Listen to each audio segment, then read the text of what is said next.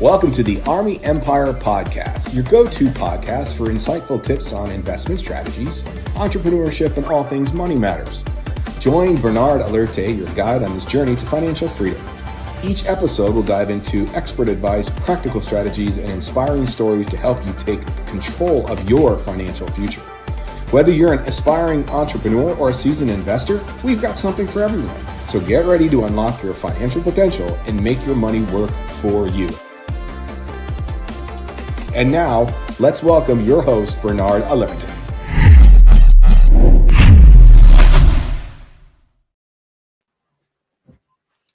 Good evening. Hi, Liz. How you doing? Good. How are you? Excited to be here. We're ready to talk all things money. Yes. Love it. We love Tuesdays. Tuesdays at 8 p.m. We always come together for a good 20 to 30 minutes talking all things that have to do with finances. So if you're joining us, I see the numbers coming up. So I see some people that are jumping on, whether you're watching on YouTube, Facebook, or Instagram, please say hello. We want this to be interactive. Let us know where you're watching from. If you have any questions, again, anytime you hear just a gold nugget being dropped, go ahead and just put some money emojis or something so we know that you're catching what our financial coach is putting down. All right, Bernard, what do we have for today as our topic? Great. We want to do something a little different. And we've been getting a lot of feedback from that. We wanted to gear towards small business owners. There's so many people. If you think about it, there's so many people right now. If you think about the growth of small businesses, entrepreneurs has grown so much probably the past couple of years. There's millions of small business opening up every single year, right? And on top of that is, especially during the pandemic, because what was happening, so many people want to open up their own business. That happens so much. So, and the challenge is people not even aware of things that they can do, small business or even big businesses, what things they can take advantage of, things that they need to have financially. So we wanted to gear a special episode to small business owners. Couple of things that people not even aware of, small business that they can take advantage of and use for themselves. So we're very excited about that. All right, awesome. So I got my paper and pen. Hopefully you guys have your paper and pen and you're ready to take notes, especially if you are a small business owner like myself. And very true. I think it was really the pandemic that opened up the gates. Yes. It opened floodgates of everybody saying, you know what? I'm going to be an entrepreneur. What can I do to make more money? Thank you to those who are jumping on. Hello, and good evening. All right. Absolutely. So first slide. Here we go. First slide. Let's talk about on the insurance aspect of it. And there's three kinds of insurance every small business would need for themselves. One is health insurance, of course, which is given. And I personally, I don't do health insurance. I'm not licensed to do health insurance. I'm licensed to help, but I just don't do it. That's not my specialty. And we plan on having someone probably next week or so to a good friend of ours that really very good. They're very knowledgeable when it comes to health insurance. So they'll be able to we can dedicate a full episode just on that alone, not only from personal, but also business also, which is important, right? The first is health insurance, of course. We're not going to talk more, but that's something that's necessary that every business should have, right? And people don't realize a lot of times when health insurance is, people don't realize how cost effective it is. The one things that people used to, I remember people, let's say, people were always scared. People always scared to taking a jump from being employed entrepreneur because one of the concerns they had, oh my gosh, my benefits, my health insurance, what's going to happen? So a lot of people shied away from going towards entrepreneurship, run their own business, making that jump because of that, because maybe they had a family, they want to make sure that, but now it's like the whole dynamics have changed pretty much. It's so cost effective, pretty much. Sometimes even cost less, right? Health insurance, if you were just go on your own, cost less than if you were paying for example, contributing towards your job, towards your employer's health insurance plan. So that whole veil has been broken. So you can't really, that's not even a challenge anymore, right? So if you wanted to take the jump, entrepreneurship, and you're concerned about benefits, absolutely. Because there's so many, if you have someone good that you trust, that's knowledgeable in that field, they can definitely get you a good health plan. Very, very cost effective, which is Mhm. pretty good. Exactly. The second one is business insurance. Of course, we're not gonna. We have one slide on that. We're not gonna talk too much, but tell you what it covers and entails that you want to have if you have a business. And third is life insurance. We'll spend a little bit of time on that because I help a lot of business owners with that aspect of it also. So we're gonna go all three of them pretty much, right? No, I mean the other two, business and life insurance, right? Okay. So let's look at the next slide. What are some things business insurance, right? Couple of things it covers. One is general liability, of course, right? So even if you open a business and you definitely want to have general liability for yourself, right? That means if, let's say, someone gets hurt on your property, if you lease an office space, someone gets hurt on your property, any damages or theft, so you want to have that, okay? General liability insurance, which is important or required. Even you can't even lease an office or lease a space unless the landlord definitely wants you to have management wants you to have general liability. It's required. So that's something everyone should have, general liability. One is property, of course, to make sure something happens to the property, damage. Also, workers' comp. If you have employees, right, a lot of you require to have workers' comp, commercial auto, professional. If you're in a profession, for example, I think attorneys have them. Insurance brokers are required to have professional liability, errors and omissions, right? And there's also something called commercial cyber liability, right?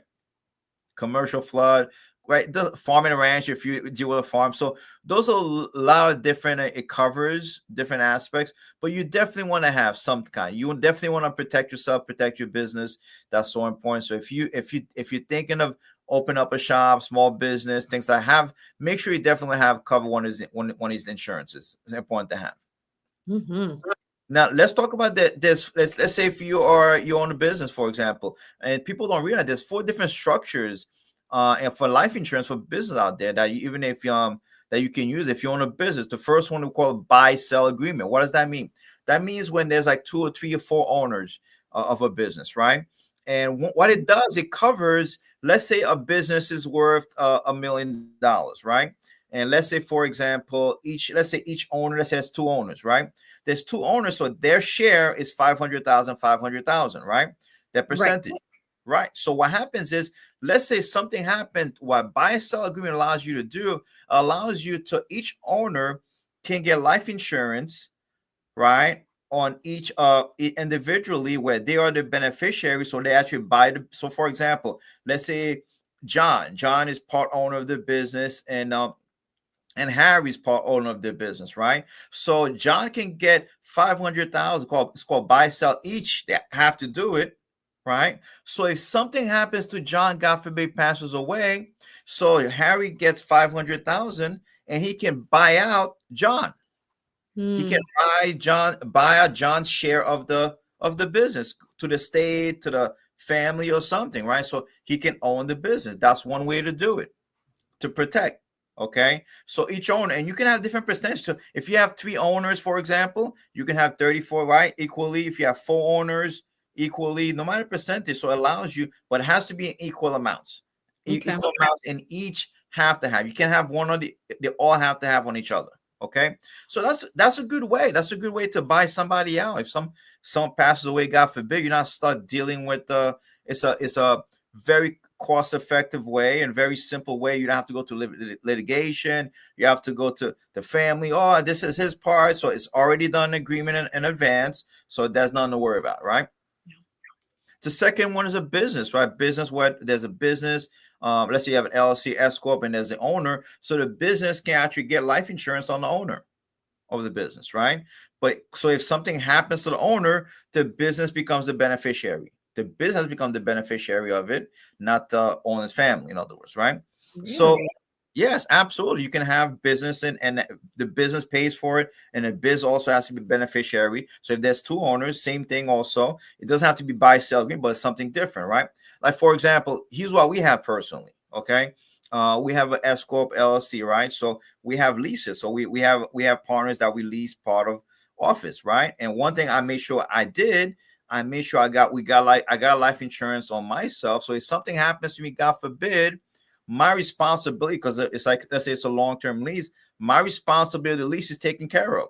So my business partner don't have to worry about, oh my gosh, somehow God forbid Bernard, then so it's taken care of. So the business, right? And the manager of the business is going to make sure that my part, my responsibility in the business is taken care of when nobody gets hurt. because something happened, God forbid. So that's a way to do it. Also, that's another aspect. The other one we call key man insurance, right? Where the employer, right, or the business actually can get insurance on it has to be someone very important in the organization. It could be an owner or someone it can't be like a regular employee. In other words, you can't do that. It has to be something that's so crucial, like a owner, someone that how can I say, like a general partner, for example, someone that's very important organization where the employer, because let's say if someone is very important, they bring a lot of revenues to the organization, right? That's something you can have. And usually there's caps to it. It can't be more than, let's say, 5 times whatever that person was making, right? So there's some caps with that also, right? So it allows you to have, if you have someone a very important to the organization, that you can actually be able to actually protect if something happens, right? Another one is the church. People don't realize the church can have protection on. Has to be like the lead pastor, the senior pastor, right? Can actually get protection on the pastor of the church, and the church pays, and the church also the beneficiaries of it, right? So it's a good way to be able to have different structures out there, so businesses are protected, right? And you can have your own, and you can have, like, for example, we have our own personal life insurance, of course, right? But we also have the different business insurance also. So our personal plan protects, something happens, my beneficiaries, my wife, the kids get it. But if something happens in the business aspect of it, that my business partner, my business is protected also. So my business doesn't suffer because of that, right? Right. Wow, that's really interesting. Absolutely, which is great. Now, another aspect that people think is the, let's say, retirement aspect of it, right? And people say, what is it so important? See, offering a plan is smart business. If you're a business owner, right? You open you want to offer plans, right? You want to offer. It's a very smart business decision. A lot of business owners shy away from that because they think it's gonna cost money. It's too much money doing, but it's actually very smart. Here's the reason why. Because a retirement plan that has benefits not only for you as a person, the business owner, your business, and your employees also, if you have employees, right? Like a retirement plan allows you to invest for financial security, of course, and when you and your employees retire. As a bonus, you and your employees can get significant tax advantage and incentive, right? Now, what are some of the advantage that everyone should have, right? That if you're a business, you should definitely consider having some kind of plan for your employees. Number one is it helps attract and retain quality employees, right? It's because if you have someone, one of the things that people ask all the time, let's say if they start a new job, work for a good company, ask, well, what are some benefits? What are my benefits, right? So, because a lot of times, listen, Social Security is not going to be about time. It's not enough. Right? Let's call it what it is. Number one is there's no pensions out there. So a lot of employees or potential candidates, they're very concerned. Yeah. They're very concerned. So they say, I want to make sure that, so you'll be able to attract and retain quality employees. The second thing, you'll be able to increase productivity and satisfaction because people feel they're getting something. They're building on something. They say, oh, I have a retirement plan. I'm building something. So they feel more part of the process. Number one is you reduce new employee training costs, right? Because think about it, if you have a business that's like a lot of high turnover, so that creates a lot of problems a lot of times. So if you have high turnover, why? Because you constantly you have to retrain employees, and people don't think about the time, money of training all over and over again. And sometimes it's expensive. Yes. You have to think about the time you're investing, or your manager, whoever is designated to train. And if you have like a lot of high turnover happening in your business, it's creating a lot of problems. And really, that's happening because people gonna go for something better, for example, right? And you're gonna lose out, and you don't have enough. You don't build that loyalty because we're like, I need to get other benefit. I need to get something, right? Yep. Okay. It boosts employee morale among current employees, right? So there's morale. So people feel it's great. People feel they're part. They have benefit. They feel they're part of something, right? Which is so important, right? And employees feel connected to their workplace. They feel connected because they know their retirement plan there. They have, man, it's just a connection that's happened. So whether you're like a big business or you're a smaller business building up, if you're a small business building up, you can actually reconsider what can I offer? What is there something out there that can my employees can take advantage of, right? Yeah, that's so good. So that you can retain them, keep Mhm. them. Exactly, exactly. Because Mhm, that's so important. People want to have benefits. That's so important to have, you know? mhm, mhm. So if you, I mean, this is a little small, it's a little, but what are some of the things that you have? There's different plans out there. First one is like a 401k plan. Everybody knows about 401k plan for which is the one that people are mostly aware of. Okay, 401k plan. And see, Right. the 401k plan was created for any size business. You doesn't have to be. You can have 2 employees, 10 employees, 100 or 1,000 employees. You can set up a 401k plan, right? And Mhm, usually there's a low setup for an employee. There's annual maintenance charge because you have to have someone a bookkeeping, a company to take care of the bookkeeping, just like a payroll for the employees. You got to have that set up, right? Employees can match, right? And you can put up to 23,500 of a salary, someone's salary, employee, right? So the employee can actually contribute up to, let's say if someone's a high earner, up to 23,000, right? Of mhm, their income deducted, right? And they also, if they're older, 50 and above, that's 7,500. Okay, catch up for those over age 50, right? In other words, right? And you can have different options. There's also individual 401k. We call a solo 401k. People don't realize if you're self-employed, right? Or if it's you and self-employed, you can actually open up a solo 401k. mm, Okay, just for yourself, right? It's like exclusively for owner or owner only businesses where you can have your what does that give you? It gives you the same benefits of regular 401k. You can still conjure up to 23,500. There's some benefits, it's very easy to maintain, right? So you can set that up also. That's something that's important that you can set up if you are if you're a single owner, right? And you don't have any employees, right? And there's also profit sharing plans that you can have. Business can have, let's say you can have a percentage. You can have employees get a percentage of the profits, right? It's more complicated to deal with that, right? mhm, So that's another option that people have, right? There's also a simple IRA, right? Which is called savings incentive match plan for employees. What it does is create for small business. It has to be 100 or less, right? And it's very easy to administer and it's funded by employee salary, right? So employees 50 can add more money. So it's there's different options, right? And also there's a SEP IRA, which a lot of people are aware of, which is simplified employee pension. This is again for someone that's self-employed. You can do it. Just you can put a lot of money. You can contribute a lot of money, 70,000, and it's pretty beneficial to an employer or employee. I'm sorry. So let's say, for example, the way it works is you can have a percentage. So let's say, for example, most employees, right? Most 1099 or we call self-employed. What they mhm, actually do is they actually have their expenses, right? They have their gross revenues and they have all these their expenses, deductions. And what they do, they deduct it. Whatever is left afterwards, they try to what? Then you pay taxes on. You pay tax. Now, the good part about it, if you have like a SEP IRA, you can deduct on top of that. mm. You can deduct on top of that percentage up to 70,000 people high earners. So you can do a major. So we call it a super IRA because the contributions are a lot more than let's say a regular IRA, which is the max is 7,000. So you can contribute a lot more. So if you're self-employed and you make income, you can put more money towards that, which is very important, right? Wow. Yeah, It yeah. allows you to do that. Absolutely. And there's also a payroll deduction plan IRA also, right? So those are the ones that most people are aware of. Now people say, well, how do I know which one to use? Well, I don't know which one to use, right? And we have a grid that we actually showed you, and you guys can take a screenshot of it also. You can see go back review the episodes.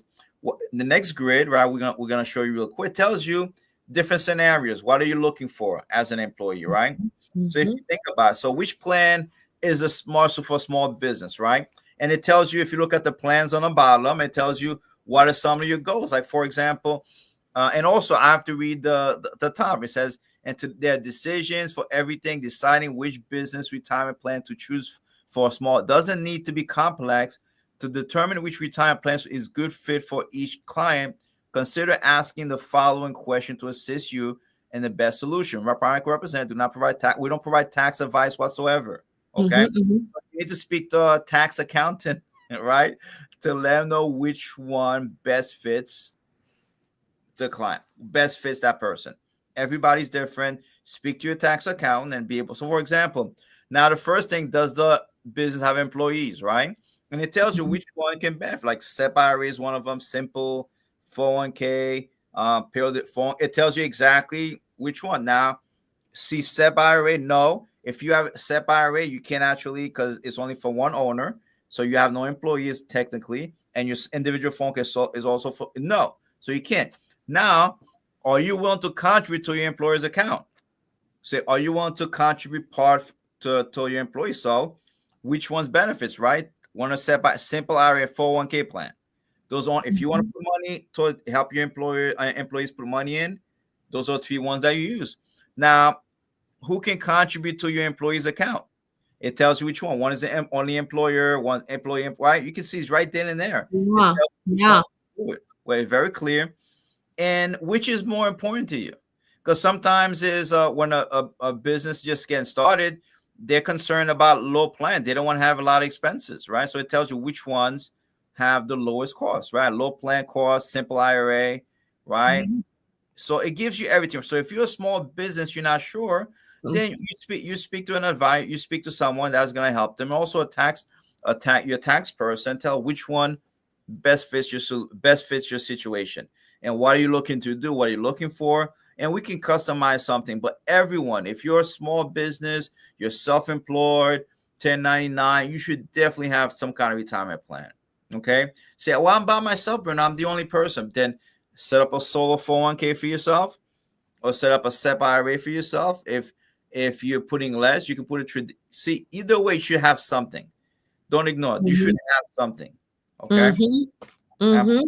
Now, if you're growing, the best, if you're growing, now you have employees and then you need to consider also giving them options, also providing plans for them and giving option, be able to find something that's cost effective for you, also beneficial for the employees themselves, so they can actually feel that they're part of it. They're building something, and as you grow and you keep them long, because you lose people. Unfortunately you lose people if you don't offer. In the beginning they're okay with it, but eventually as the period of time goes by, they realize, oh my gosh, unless someone like an advisor, someone like us sits down with them, sets something up, because most people, they depend on their employer for everything.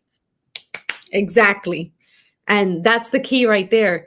Yes. Knowing this information that you're sharing with us is so important. Yes. Isn't that true? Yes, it is. It is great information. And Sally said this is excellent information, Coach, and so important. And these are parts that as entrepreneurs, these are the things we're not really worried about. We're so focused, laser focused. I gotta make more money. I gotta make more money, that we're not thinking about this part. And this part is, I love this slide. This slide is great because it allows us to see exactly where you can, where you fit in, where you can do yourself. But everyone should have something.